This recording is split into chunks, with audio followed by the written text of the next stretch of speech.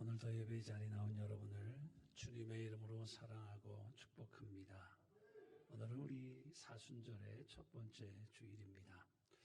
오늘 사순절을 시작하면서 오늘 말씀을 우리 십자가의 말씀으로 시작하려고 합니다. 기독교의 핵심은 무엇이죠? 십자가입니다. 언제나 저는 답을 알려드리고 여쭙니다. 자, 오늘 설교는 십자가입니다. 기독교 핵심이 뭐죠? 십자가입니다. 마틴 루터 목사님이요, 이런 말을 남겼어요. 자, 앞에 우리 사진을 한 2장을 보여드리겠습니다. 뭐죠? 성경입니다. 성경을 꽉 짜면 뭐가 나올까요? 그 다음 사진 답입니다. 예수의 피가 나옵니다. 성경은 예수의 피에 대한 이야기입니다. 마틴 루터 목사님이 많은 말씀을 하셨지만 저는 많은 말씀 중에 가장 감동이 되고 은혜가 되는 게 성경을 짜보라. 그러면 예수의 피가 나올 것이다 라는 말씀입니다. 자, 성경의 주제가 십자가입니다. 구약은 십자가를 예언한 성경이고 신약은 십자가를 성취한 이야기입니다. 그래서 우리는 항상 십자가를 생각하고 십자가를 따라가야 됩니다. 강단의 설교도 십자가를 전해야 되고 듣는 회중도 십자가를 들어야 될 줄 믿습니다. 우리 십자가가 어떤지 한번 묵상할까요? 그렇죠? 우리 마음에 새기고 또 강대상에도 십자가가 있습니다. 우리 마음의 삶에 오늘 우리의 십자가가 회복되어지기를 주의 이름으로 간절히 축원합니다. 그런데 평소에는 그리스도인의 삶에 관한 다양한 말씀을 나눕니다. 그러다 보면 우리가 1년 365일 강단에서 십자가를 전할 수는 없어요. 소홀해질까 봐 특별히 이 사순절기에는 십자가에 초점을 맞춰서 우리 말씀을 나누면서 은혜를 받으려고 합니다. 사순절, 우리 그렇게 흔히 얘기를 하죠. 사순절은 부활절 직전 6주, 주일 6주를 제외한 40일을 가리킵니다. 부활주일이 올해는 4월 달에 옵니다. 4월부터 거꾸로 40일을 계산하면 되는데 거기 주일이 6번 낍니다. 그래서 우리 오늘 첫 번째 사순절, 첫 번째 주, 두 번째에서 6번째 주간이 지나면 그 다음에 우린 부활주일이 옵니다. 부활주일은 매년 달라집니다. 날짜가 똑같지 않습니다. 좀 빠를 때는 3월 달이 되기도 하고요. 보통은 4월 달에 부활주일이 정해집니다. AD 325년에 니케아 종교회의에서 전 세계가 똑같이 기독교가 지키기로 결정을 했습니다. 그래서 우리가 부활절을 계산하는 방법은 우리 음력으로 본 춘분이 있죠. 춘분이 있습니다. 춘분이 지나고서 그 다음에 만월이 돌아옵니다. 보름이요. 보름이 돌아온 그 다음 주일을 우린 부활주일로 계산을 합니다. 그래서 올해는 지난 2월 22일부터 4월 7일까지를 우리는 사순절을 보냅니다. 중간에 주일 6번이 들어가 있습니다. 그러면 4월 8일이 부활주일이 됩니다. 사순절은 무슨 주일이냐? 예수님의 십자가를 묵상하면서 신앙의 본질을 회복하고 더 성숙해지는 좋은 기회로 삼는 기간입니다. 그래서 나눠드린 우리 사순절 묵상집도 우리 다시 근본으로 돌아갑시다. 근본은 뭐라고요? 십자가입니다. 그렇죠? 네, 이 사순절기 예수님의 십자가를 묵상하면서 우리 신앙의 본질로 돌아가고 또 신앙의 본질에서 멀어졌다면 회복되는 시간들이 되어지기를 주님의 이름으로 간절히 축원합니다. 그러면 십자가 앞에 우리가 설 때 정말로 중요한 것이 뭐냐? 우리들의 신앙 고백 아닐까요? 오늘 본문은 베드로가 고백했던 신앙의 고백으로 유명해진 말씀이잖아요. 자, 올바른 우리 신앙의 고백, 이게 우리의 신앙의 고백이 되어야 됩니다. 자, 한번 같이 2줄을 읽겠습니다. 시작. 십자가에 못 박혀 죽으셨다가 부활하신 나의 주 예수 그리스도. 아멘. 이게 우리의 신앙 고백입니다. 본문은 예수님이 공생애 중에 최초로 십자가의 죽음과 부활을 예언해 주신 말씀이에요. 예수님은 먼저 가이사라에서 제자들에게 이런 질문을 합니다. 한번 여러분 오늘 예수님이 질문을 던지실 때마다 오늘 우리들이 말씀을 들을 때 예수님 앞에 서 있다는 생각으로 우리도 그렇게 한번 고백해 봤으면 좋겠습니다. 사람들이 나를 누구라고 하느냐? 여러분 동네 분들이, 이웃 사람들이, 지인들이 여러분에게 여쭙니다. 예수가 누구야? 예수님이 누구야 도대체? 물을 거예요. 예수님이 그런 질문을 제자들에게 던집니다. 사람들이 날 누구라고 하느냐? 제자들이 대답합니다. 각자 알고 있는 대로 대답해요. 저는요 들었는데 사람들이 요한이라고 하던데요. 당시에 세례 요한은 최고의 선지자였어요. 아니에요. 제가 듣기에는 엘리야래요. 훌륭한 선지자래요. 여기저기서 제자들이 자기들이 듣고 또 자기들이 생각하고 있는 예수님에 대한 대답을 냈습니다. 예수님은 그 다음에 질문을 합니다. 그러면 너희들은 나를 누구라고 하느냐? 3년 동안 같이 있었잖아. 3년 동안 같이 사역했잖아. 예수님과 함께 다녔어요. 예수님의 말씀도 듣고 예수님이 행하는 엄청난 기적들도 직접 가까이서 봤습니다. 하지만 아직 예수님이 어떤 분인지 정확하게 알지는 못하는 것 같아요. 제자들이 선뜻 대답이 안 나오잖아요. 선뜻 대답하지 못하는 가운데 그래도 제자들 중에 제일 적극적인 제자 베드로가 대답을 합니다. 맞아요. 베드로가 대답하여 이르되 뭐라고 그랬어요? 하나님의 그리스도이십니다. 베드로의 고백이요. 마태복음 16장 16절에도 같은 맥락의 말씀이 나와요. 시몬 베드로가 대답하여 이르되 주는 그리스도시요 살아계신 하나님의 아들이시지요. 이 두 구절을 오늘 우리가 읽은 누가복음 말씀이나 마태복음의 두 말씀을 종합하면 이렇습니다. 주님은 하나님의 아들이고 주님은 그리스도입니다. 그리스도라고 하는 말은요 헬라어로 쓰여진 거고요. 메시아라는 말도죠. 메시아는 구약의 히브리어로 쓰여졌습니다. 같은 말이에요. 그리스도, 메시아 어떤 분이에요? 기름 부음 받은 자다라는 뜻입니다.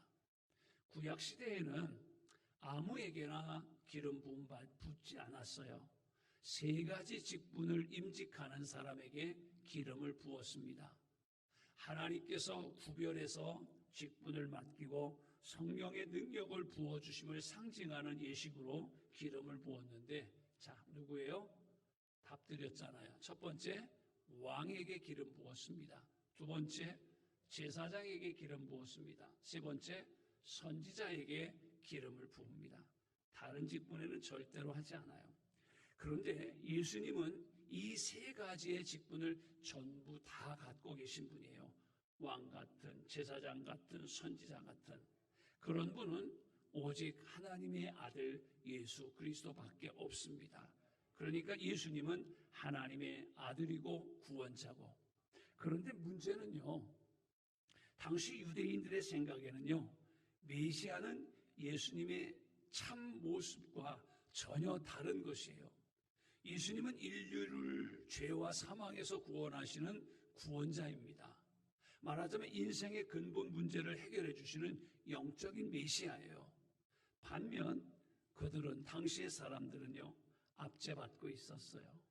그런 압제받고 있는 이 나라 이스라엘을 해방시켜서 새로운 나라를 세워줄 메시아. 그런데 앞에 이런 단서가 들어가요.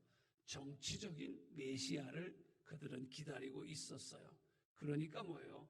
예수님이 이 땅에 오신 메시아관과 당시의 이스라엘 백성들이 생각했던 메시아관이 전혀 다르죠. 베드로의 대답이 딱 맞지만 실제로는 차이가 있어요. 그래서 예수님이 그 다음 21절에 보면 경고하사 이 말을 아무에게도 이르지 말라 명하시고, 베드로가 정답을 말한 건 맞아요.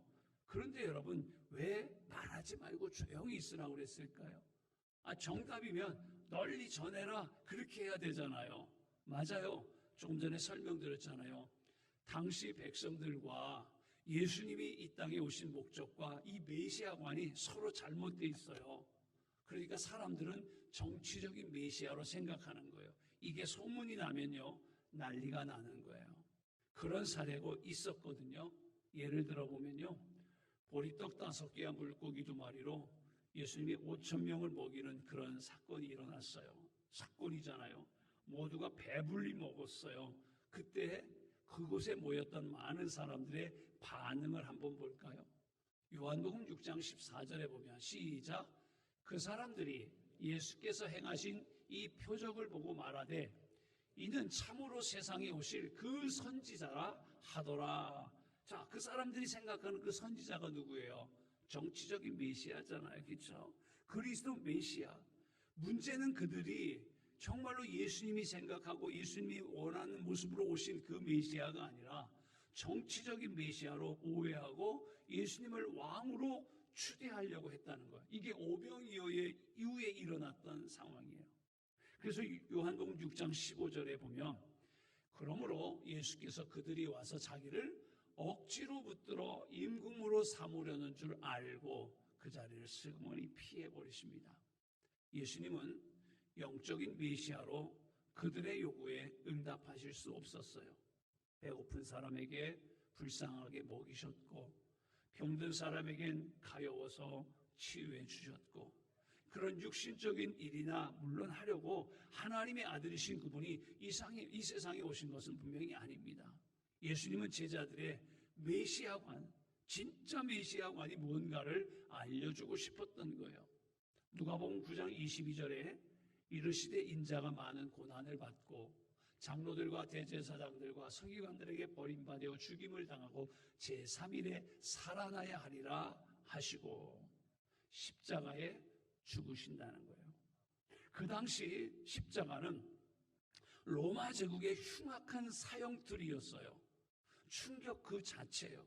예수님이 하시는 말씀 한 말씀 한 말씀이 충격이에요. 게다가 죽었다가 사흘 만에 살아나신대요. 여러분 얼마나 충격적으로 들려요. 우리 교인들은 뭐 너한테 믿음이 좋아서 별로 안 놀래. 목사님의 당연한 걸 가지고 놀래요 하시는 반응이에요. 그렇죠? 사실이 굉장히 충격이에요. 메시아로 오신 분이 뭐 십자가에 죽으신다고 그러시지 죽었다가 또 3일 만에 또 부활하신다고 그러죠. 그런데 여러분 이게 진짜예요. 이게 복음이에요. 예수님이 이 세상에 굳이 오신 것은요 십자가 지기 위해서 오셨어요. 그렇다면 예수님에 대한 우리들의 올바른 신앙의 고백이에요. 했잖아요 아까요. 십자가에 못 박혀 죽으셨다가 부활하신 나의 주 예수 그리스도. 이게 우리의 신앙 고백이에요. 노란 줄이에요. 우리 다 자신 있게 한번 고백하며 우리 함께 선포합니다. 시작. 십자가에 못 박혀 죽으셨다가 부활하신 나의 주 예수 그리스도. 맞아요. 베드로의 고백이 아니라 오늘 우리의 고백, 오늘 선포하는 우리의 고백이 되어야 될 줄 믿습니다. 예수라는 이름은요 마태복음 1장 21절에 나오는데 구원자라는 뜻이에요. 모든 인간이 죄로 인해 비참해지고 영원한 사망을 당할 수밖에 없는데 그 비참함과 사망에서 건져주시는 분, 그분이 누구예요? 예수예요. 구원자라는 거예요. 예수님은 죄 없으신 하나님의 아들이지만 굳이 십자가 사형틀에 못 박혀 피 흘려 죽으신 이유, 그게 바로 이거라는 거예요. 그래서 우리가 주님, 주 그렇게 부르죠. 퀴리오스라고 하는데요, 영어로는 로드킬이에요. 일반적으로 이 주라고 하는 말은요 윗사람, 상전, 주인 등의 의미가 있어요. 예수님은 이 세상에 인간으로 오셨지만 본래는 뭐예요? 하나님과 동등됨을 그랬잖아요. 본래 하나님이세요. 그러나 인간의 몸을 입고 오신 하나님, 성부, 성자, 성령 삼위일체 하나님, 창조주시고 죄와 사망에서 구원해 주시는 분이고 오늘도 살아계셔서 인생의 생사복과 인류 역사를 주관하시는 분. 이래저래 다 따져봐도 주인은 맞아요. 그렇죠? 그 다음에 예수 뭐라 그랬어요? 그리스도. 앞에서 말씀드린 대로 기름 부음 받은 자라고 그랬어요. 왕이요, 제사장이요, 선지자. 그렇죠? 예수님은 그리스도예요. 왕의 역할을 감당하셔요. 제사장의 역할을 감당하셔요. 선지자의 역할을 감당하는, 그렇죠? 삼중직이에요. 그분은 오직 이 땅에 예수님밖에 없어요. 흔히 세상의 사람들이요, 예수님을 이렇게 얘기해요. 훌륭한 척, 많이 아는 척, 잘난 척, 이렇게 얘기해요. 예수님은 4대 성인 중에 한 분이라고요. 4대 성인이 누구예요? 공자, 석가모니, 마호메토, 예수. 좀 잘한다는 사람이 그렇게 얘기를 합니다. 전혀 맞지 않는 이야기입니다. 예수님은 유일하신 하나님의 아들이십니다. 예수님도 요한복음 10장 30절에 보면 본인도 직접 말씀하셨어요. 시작. 나와 아버지는 하나이니라 하신대. 그렇죠? 자, 14장 6절에도 말씀하셨어요. 예수님이 말씀하시되 내가 곧 길이요 진리요 생명이니 나로 말미암지 않고는 아버지께로 올 자가 없느니라. 영국의 옥스퍼드대 또 캠브리지 대학에서 영문학 교수로 지냈던 우리가 잘 알고 있는 C.S. 루이스라고 하는 목사님이 계셔요. 이 시대에 우리나라의 우리 영성가라고 하듯이 이 시대의 영성가예요. 근데 이분이 참 멋진 말을 했어요. 이분이 쓴 책에서요. 참 공감이 갑니다. 이렇게 말씀을 제가 안 써드렸나요? 예수님의 말씀이 사실이 아니라면 그 사람은 정신이 이상자거나 혹 사기꾼이다. 예수님을 향하여 얘기하는 거예요. 예수님의 말씀이 사실이 아니라면 결코 도덕적인 스승은 될 수 없다. 그러나 반대로 예수님의 말씀이 사실이라면 누구나 그분 앞에 엎드려 하나님으로 고백해야 된다. 이분이 사실은 예수를 모르는 사람이었어요. 그런데 예수를 만난 다음에 이런 고백을 합니다. 그렇죠? 우리 이어령 교수님도 예수를 몰랐을 때는 그렇게 똑같이 얘기했어요. 그런데 예수를 만난 다음에 똑같은 기죠. 하나님의 아들로 고백하지 않습니까? 맞아요. 제자들은 본문의 시점에서는 아직 예수님이 유일하신 하나님의 아들이요 구세주라고 하는 사실을 잘 모르고 있는 듯합니다. 나중에 예수님이 십자가에 못 박혀 죽으셨다가 부활하신 다음에 그 부활의 주님을 만난 다음에 비로소 제자들은 예수에 대해서 제대로 알게 됩니다. 오순절 성령 강림 이후에 그들은 성령 충만을 받은 후 사람들에게 바로 이 사실을 전합니다. 뭐라고요? 하나님이라고요. 이 땅에 오신 살아계신 하나님이라고요. 이게 복음이잖아요. 그러면 여러분, 오늘 본문은 오늘 우리 각자를 향한 메시지이기도 합니다. 여러분에게 여쭙습니다. 어떻습니까? 예수님이 죄로 인해 영원히 죽을 수밖에 없었던 나를 대신해 십자가에 죽으셨다가 부활하신 예수 그리스도로 여러분 믿어지기를 주의 이름으로 간절히 축원합니다. 맞아요. 저도 여러분도 오늘 이 말씀에 아멘 하셨으면 이미 구원받고 영생을 얻은 하나님의 자녀로 인정받는 줄 믿습니다. 아무쪼록 예수님을 나의 주 그리스도라는 분명한 고백으로 구원의 확신을 갖고 날마다 승리하는 신앙 되기를 주님의 이름으로 간절히 축원합니다.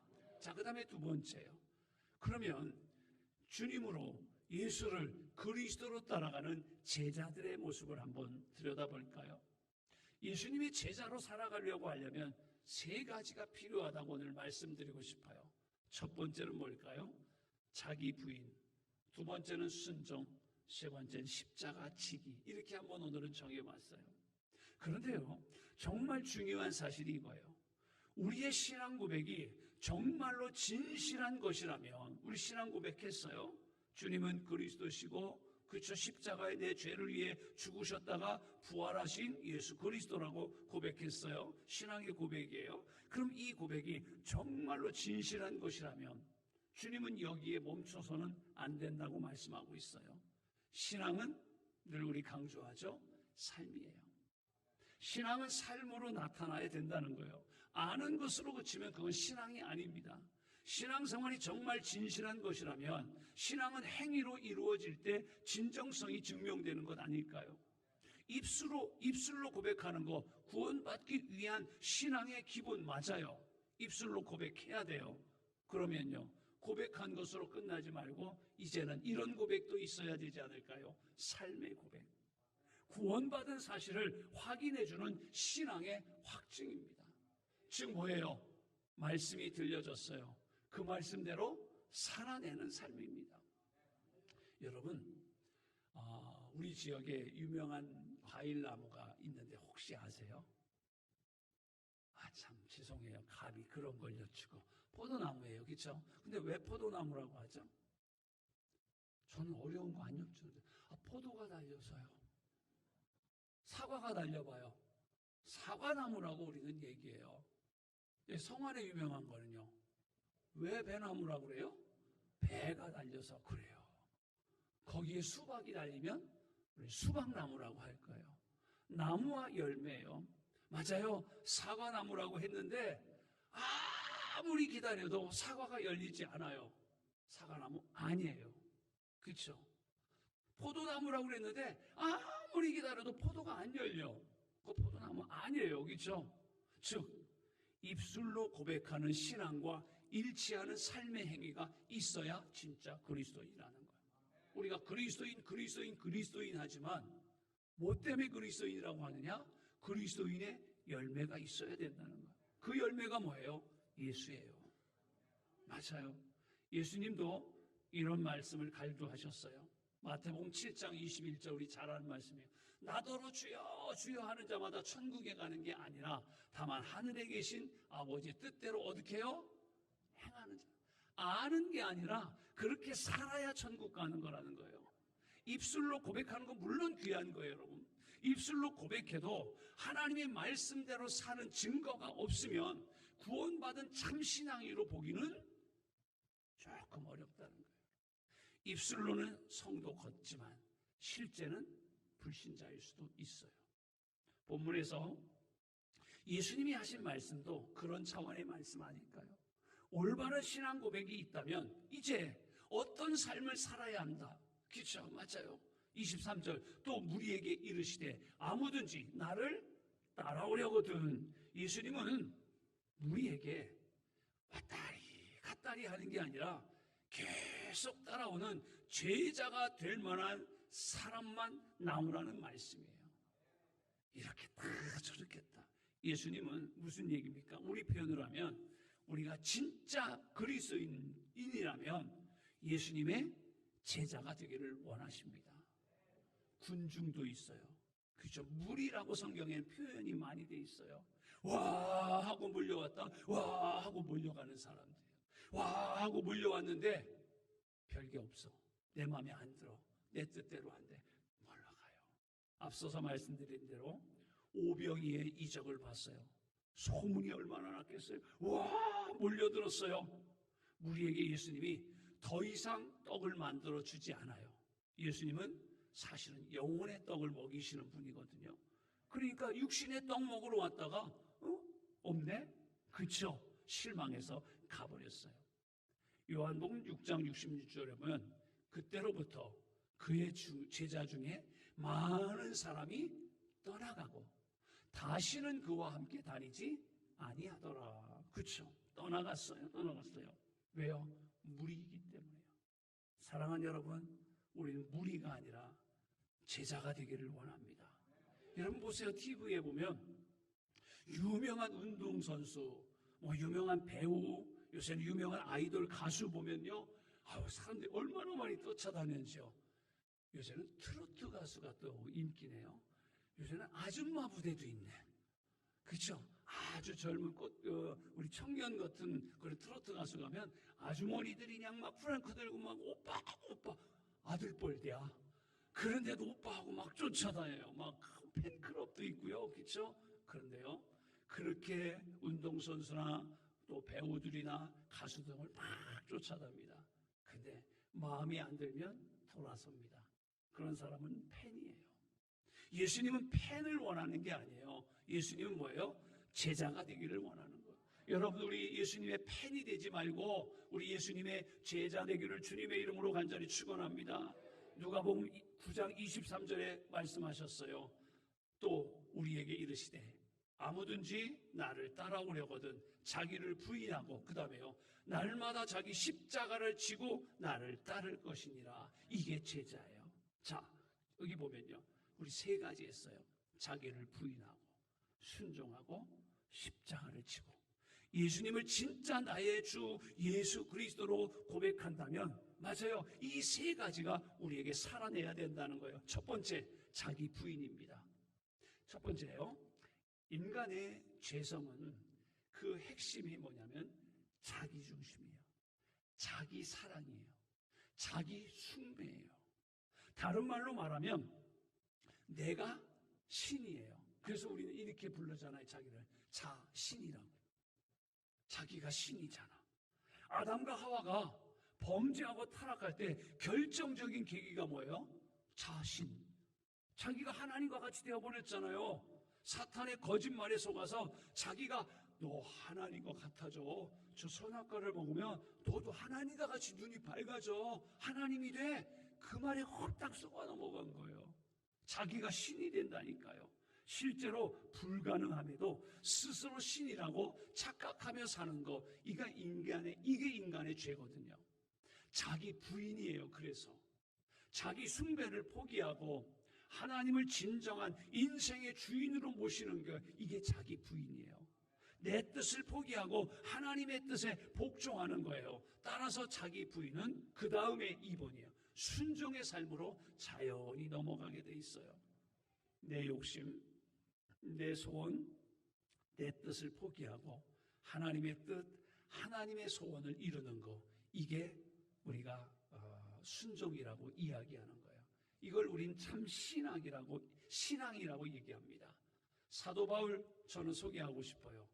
자기 부인과 순종의 삶을 가장 모범으로 산 사람이라면 저는 바울 아닐까요? 갈라디아서 2장 20절에 보면 내가 그리스도와 함께 십자가에 못 박혔나니 그런즉 이제는 내가 사는 게 아니요 오직 내 안에 내 자신이 사는 게 아니라 내 안에 내가 신이 아니라 누가 신이래요? 그리스도께서 사는 거라고 바울은 고백하잖아요. 그렇죠? 여러분, 십자가를 믿는다는 것은요, 옛 자아는 죽고 새 자아가 사는 거예요. 고린도후서 5장 17절, 이전 것은 지나갔으니 보라 십자가 앞에 새 것이 되는 거예요. 옛 자아가 뭐예요? 내가 주인 행세하던 것이 옛날 내 모습이에요. 새로운 내가 누구예요? 예수님을 주인으로 모시고 사는 사람이 새 자아예요. 바울은 옛 자아를 버렸어요. 자기가 주인 노릇했던 자기의 삶을 내려놨어요. 부인했어요. 그리고 내 자아가 죽은 그 자리에 주님이 주인 되어 주님으로 모시고 살았어요. 그러니까 나는 죽고 그리스도 사는 게 바로 자기 부인이고 참 믿음인 거예요. 그런데 여러분, 문제는 어떤 게 문제일까요? 이게 말같이 안 쉬워. 그렇게 말같이 되면 얼마나 좋아. 한번 그래서 또 여쭤봐야겠다. 갑자기 신앙생활이 쉬워요? 왜 대답을 하는데? 우리가 믿음으로 죄에서 구원받았다는 것은요, 죄책에서 벗어나는 거예요. 우리가 육체를 갖고 사는 동안에 천국에 들어가기 전까지 죄성은 여전히 여러분 남아있어요. 순간순간 불쑥불쑥 솟아오르기도 해요. 그죠? 여러분은 안 그럴 것 같아. 저는 가끔 이렇게 화가 이렇게 올라와. 여러분은 근데 안 그렇잖아. 그렇죠? 순간순간 우리가 죄성이 남아있어서 불쑥불쑥 올라와요. 게다가 세상은요, 육체의 욕망을 자극하는 유혹들이 얼마나 많이 있어요. 신앙생활은요, 내면의 죄성과 외면의 유혹과 싸우는 영적인 전쟁터예요. 이런 이치를 우리가 잘 알았던 사도 바울은 자기의 신앙을 간증으로 이렇게 고백하고 있어요. 고린도전서 9장 27절에 내가 내 몸을 쳐서 복종하게 함은 내가 남에게 전파한 후에 자신이 도리어 버림을 당할까 두려워함이로다. 여기서 치다라는 건요, 아주 몽둥이로 사정없이 내리친다라는 거예요. 자신이 아무리 사도이고 큰 사역을 감당하게 하는데도 만일 죄와 싸워서 진다면 아무 소용이 없다는 얘기를 하는 거예요. 그래서 사도 바울은 그 죄와 싸워서 지지 않으려고 늘 자기를 내리친다라는 거예요. 항상 근신하면서 죄와 싸운다는 표현을 내가 내 몸을 쳐서 복종하게 한다는 이 표현이거든요. 자, 여러분, 제가 이 말씀을 준비하면서 마음의 감동이 와서 우리 교회에 오락기를 하나 사놓을까라는 고민을 하고 있어요. 이런 오락기 혹시 아시죠? 두더지 잡기라고 하는 건데 가만히 생각하니까 이게 성경적일 것 같아. 저 두더지 머리에다가 이름을 하나씩 이렇게 써놓으려고요. 내 욕심, 내 생각, 내 습관, 정욕 이런 거 쓰고요. 그놈이 팍 올라오면 어떻게 하는 거죠? 그래서 여기서 팍 때리는 거야. 맞아. 사도 바울의 그 말씀, 내 몸을 쳐라는 걸 읽으면서 이 생각이 딱 들더라고요. 조만간 두더지 잡기가 로비에 생길지도 몰라요. 그럼 사정없이 내리치세요.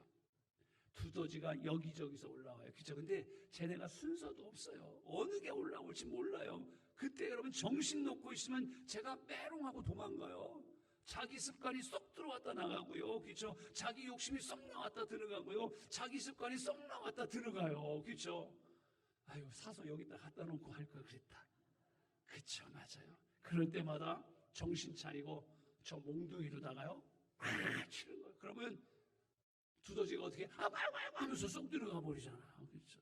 그런데 좀 있으면 또 나와. 그리고 또 빡 때리는 거예요. 부숴버려야 돼요. 우리가 여러분 기도할 때도 자기 부인이 필요한 거예요. 그렇죠? 흔히 우리가 기도는 내 소원을 성취하는 것으로 생각을 합니다.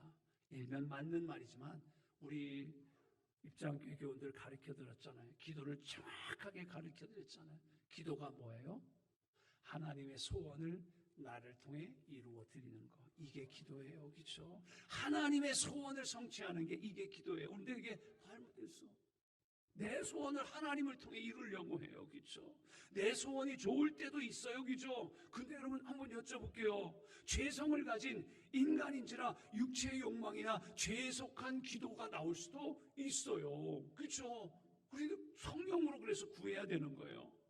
흥하는 길이 아니라 때로는 여러분 망하는 길이 있어요. 따라서 기도 가운데 하나님의 소원을 발견하고 그 소원을 붙잡고 간구하는 게 기도 가장 잘하는 거예요. 하나님 내 뜻대로 해주세요. 내 계획대로 해. 그건 무서운 거예요. 그래서 기도가 뭐라고요? 나를 통해서. 그죠? 맞아요. 권사님. 아무도 기억 못하네. 우리 권사님만 기억하네. 권사님 난 이렇게 대답 잘하는 권사님이 좋아. 그렇죠? 하나님의 뜻이 하나님의 소원이 나를 통해 이루는 거 그게 기도예요. 자, 그래서 앞에 사진 떴어요. 무슨 그림이에요? 예수님이 겟세마네 동산에 기도하시는 장면이에요. 그렇죠? 겟세마네 동산의 기도가 우리의 기도의 모델이에요. 하나님 살려주세요. 하나님 나 못해 먹겠어요. 왜 이렇게 속색이는지 모르겠어요. 저 인간들 벌 좀 주세요. 이게 아니잖아요. 뭐래요? 할만하시거든 이 잔을 옮겨 주시옵소서. 그런데 기도는 끝까지 들어요. 내 뜻대로 하지 마옵시고 아버지 원대로 하옵소서. 예수님의 겟세마네 기도가 이거잖아요. 예수님의 자기의 소원이 아니라 하나님의 소원을 자신을 통해 이루어 달라고 지금 기도하고 계시잖아요. 자, 이 말이 뭐예요? 두 번째 지금 배우는 거예요. 순종이잖아요. 그리고 예수님은 십자가를 지셨어요. 그래서 여러분 우리 이 사순절 기간 동안에 말씀을 묵상하고 기도하시는 가운데 자기 부인과 순종의 삶을 우리 실천하기를 주의 이름으로 간절히 축원합니다. 나는 죽고 그리스도로 살고 그럴 때 주님의 뜻대로 더욱 성숙한 삶을 살아낼 줄 믿습니다. 이게 그리스도인으로서의 승리하는 삶이에요. 마지막 세 번째, 십자가 지는 거예요. 십자가 지는 거예요. 오늘 제목이 뭐예요? 십자가 지는 삶이라는 거예요. 십자가를 진다는 건 뭐예요? 예수님은 우리를 대속해서 대속의 십자가를 지셨지만 우리가 질 십자가는 다른 거예요. 십자가 대속을 믿음으로 구원받은 후에 예수님 때문에 핍박도 감수하는 고난의 십자가. 그리고 예수님을 위하여 헌신하며 희생하는 사명의 십자가. 그래서 이 십자가는 지는 거예요. 근데 많은 사람들이 십자가를 다뤄요. 저도 차를 탈 때마다 차에 십자가를 다뤄놨어. 그래서 그거를 볼 때마다 늘 마음을 해요. 하나님의 십자가를 달긴 다뤘는데 다뤄놓는 것만 아니라 제가 지겠습니다. 십자가는 지는 거죠. 십자가를 단다는 것은요, 십자가 배지를 달거나 목걸이를 거는 것만 의미하진 않아요. 내가 십자가를 믿는 것을 드러내는 행위가 십자가를 다는 거잖아요. 그렇죠? 근데 그 자체에 나쁜 거 아니에요. 좋은 거예요. 근데 유의사항이 있어요. 기독교가 융성할 때 여기다가 십자가를 다는 것은 과시용이었어요. 이익을 얻기 위한 것으로 비춰질 수도 있어요. 다 그런 건 아닌데, 근데요, 반대로 기독교가 쇠퇴할 때 십자가를 다는 건 쉽지 않아요. 그렇죠? 우리 경험했잖아. 3년 동안 코로나 겪으면서, 그렇죠? 코로나 겪으면서 임자 어디가? 어디가? 예배 드리러 교회 가지. 왜? 코로나인데 무슨 예배를 드려? 예배 드려야지. 우리 교인들은 다 그랬잖아. 그죠? 근데 그렇지 못한 인간들도 있디야. 그건 인간이요. 그죠? 맞아요. 코로나를 겪으면서 한국 교회가 많이 어려움을 겪었어요. 그죠? 예. 예배와 사역이 힘들어졌어요. 세상 사람들에게 조롱을 당하고 멸시를 당했어요. 코로나 초기에는 신천지의 집단 감염 사태 때문에 일부 단체나 교회들의 부주의로 싸잡아서 그냥 비난받았어요. 이런 시기에는요, 내가 그리스도인이라는 십자가를 드러내는 건 쉽지 않아요. 그럼에도 불구하고 우리는 예수님을 믿는 신앙이 가장 귀한 가치임을 알기에 십자가 달기에도 힘써야 됩니다. 배지, 목걸이 달고 꼭 다니라는 것만은 아니에요. 예수님 믿는 거를 내가 집사요, 권사요, 장로라는 걸 당당히 드러낼 줄 알아야 되는 거예요. 여러분, 우리 하나님이 주신 집사님, 권사님, 장로님 직분 있어요. 우리 부르셔야 돼요. 난 그게 조금 죄송해요. 교회에서 언니 오빠 안 했으면 좋겠어. 주님이 주신 기저 집사님의 직분이 있고 권사님의 직분, 장로님의 직분이 있는데, 그렇죠? 누가복음 9장 25절 26절에 보면 사람이 만일 5,000원을 얻고도 자기를 잃든지 빼앗기든지 하면 무엇이 유익하리요? 누구든지 나와 내 말을 부끄러워하면 인자도 자기와 아버지와 거룩한 천사들의 영광으로 올 때에 그 사람을 부끄러워하리라. 2차 세계대전 때 나치에 순교당한 유명한 신학자, 독일의 신학자 보네포라고 하는 목사님이 계십니다. 이분은 히틀러에 저항하다가 순교당하신 분이에요. 근데 이분의 유명한 말을 다 정리하면 이거예요. 복음은 값비싼 거라. 그런데 많은 사람들을 복음을 싼 값으로 만들어 버린다는 거예요. 그렇죠? 여러분, 복음은 비싼 거예요. 언젠가 어떤 분이 그러더라고요. 어떤 물건을 사려고 제가 고민을 하니까 목사님, 비싼 게 좋은 거요. 그건 내가 몰라, 나도 알지. 그렇죠? 맞아요. 복음도요, 비싼 거예요. 싼 거 아니에요. 입술로만 믿는다고 하고 끝나면 그건 싼 거예요. 우리의 이기심을 극복하고 주님의 뜻에 순종하는 거, 그래서 힘들어요. 그래서 비싼 거예요. 이 보네포 목사님은요, 나치와 같은 괴물들이 독일은 여러분 기독교 국가예요. 그 독일에서 나타났다는 게 충격적인 거예요. 국민들이 나치를 향해 열광하거나 굴종하는 것을 도저히 참을 수가 없었어요. 미국에 체류하던 중에 나치의 그런 폭정 소식을 듣고 귀국합니다. 그냥 미국에 있어도 괜찮아요. 인간적으로는 자연스럽게 피신할 수 있는 기회였어요. 그런데 독일로 돌아가서 순수한 복음을 외칩니다. 히틀러 앞에 복음을 외칩니다. 어떻게 됐어요? 처형당합니다. 그는 십자가를 다는 데서 그치지 않고 십자가를 지는 것까지 나갔던 모습이에요. 마지막 한 분을 소개하며 오늘 설교를 마치려고 합니다. 두 분인데 혹시 누군지 아세요? 당연히 모르실 거예요. 그렇죠? 네, 1877년에 태어나신 박에스더라고 하는 분이에요. 여자분이 주인공입니다. 오늘은요. 옆에 계신 분은 누굴까요? 남편이에요. 그렇게 잘하셨대요. 그렇죠? 박유산이라고 하는 남편이고요. 여자분은 박에스더라고 하는 여자분이에요. 한국의 최초 여자 의사입니다. 이화학당에서 공부를 마쳤고 보구여관이라는 지금 이화여대 부속병원, 그렇죠? 여기서 로제타 홀 선교사의 통역 보조를 맡으면서 시작합니다. 서양의 의술 기술이 신기할 정도로 대단한 걸 보고서 의사가 되려고 하는 꿈을 갖습니다. 그런데 여러분, 구한말 시대예요. 1800년대예요. 죄송합니다. 여인들이 공부한다는 게 이해가 안 되고 용납이 안 되던 시대예요. 지금 이란이 또 그렇잖아요. 그렇죠? 그런 사정을 알게 된 선교사가 마부였던 박유산과 결혼을 시키면서, 맞아요, 미국으로 유학을 보내줍니다. 고생합니다. 그리고 최초의 우리나라의 여자 의사가 돼서 돌아옵니다. 그런데요, 그 남편 박유산은 헌신적으로 이 아내 에스더가 공부할 수 있도록 헌신합니다. 그런데 안타깝게도 한국에 돌아와서 의사활동을 하는 걸 못 보고 폐결핵으로 남편이 죽습니다. 그리고 그 아픔을 갖고 이때 한국에 돌아와서 이 박에스더, 이 최초의 의사는 눈물을 흘리면서 한국의 의료 선교를 위해서 헌신하다가 역시 폐결핵으로 사망합니다. 박에스더 부부는요, 예수님을 위해 십자가를 지다가 인생을 마쳤습니다. 이 땅에서 최선을 다한 그들은 천국에서 별처럼 빛나는 존재가 됐습니다. 다니엘서 12장 3절에 뭐라고 그랬어요? 많은 사람을 옳은 대로 돌아오게 하는 자는 뭐예요? 별과 같이 영원하도록 빛나리라. 그래서요, 이 에스더, 박에스더 이분은 별명이 있어요. 한국의 별이에요. 그렇죠?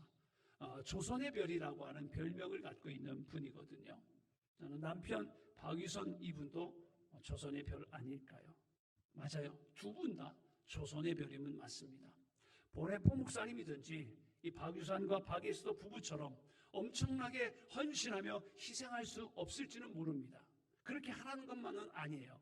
하지만 우리의 위치에서, 가정에서, 직장에서, 일터에서, 학업의 자리에서, 교회에서, 끝날 건데 아멘이 안 나오네. 주님이 말씀하시면 그 뜻대로 순종하고 내가 감당한 책임을 위해 헌신하며 희생할 수 있기를 주의 이름으로 간절히 축원합니다. 그게 바로 우리의 몫인, 우리가 지어야 될 십자가 아닐까요? 그렇죠? 사순절에 다시금 우리 십자가를 바라보고 십자가로 돌아옵시다. 나를 위해 피 흘려 죽으셨다가 부활하신 예수 그리스도를 바라보고 나의 주, 나의 그리스도라고 우리 당당하게 고백할 수 있기를 원합니다. 그리고 그 고백이 진짜라면 자기 부인 순종의 삶, 그리고 십자가 지는 삶을 당당하게 우리 실천할 수 있을 것입니다. 그래서 이번 사순절기에는 우리의 신앙이 더욱 성숙되고 또 다시 회복되어 참 제자로 승리의 삶을 살아가는 저와 여러분 되기를 주님의 이름으로 간절히 축원합니다.